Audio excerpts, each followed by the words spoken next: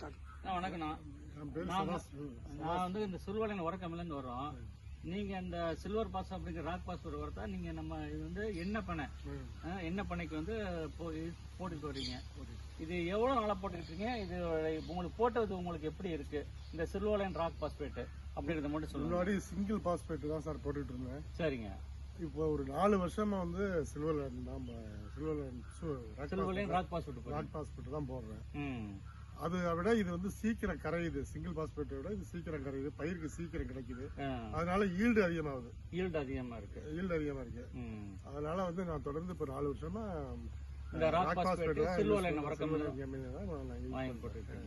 இப்ப ஒரு வருஷத்துக்கு இப்ப எவ்வளவு மட்டும் நீங்க போடுவீங்க? இப்ப நார்மலா போடுறது ஒரு வருஷத்துக்கு ஒரு மரத்துக்குன்னு வச்சாக்க 1 kilo super, 3/4 kilo potash, 6 kilo urea, இந்த ரேஞ்ச் தான் போடுவேன்.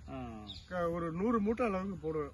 ஒரு வருஷத்துக்கு வந்து இந்த சில்வர் பாஸ் அப்படிங்கிற உரம் வந்து ராக் பாஸ்பேட் 100 மூட்டை வரைக்கும் அண்ணன் வாங்கி வச்சு பண்ணிட்டு இருக்காங்க. 15 ஏக்கர் நான் போட்டிருக்கேன்.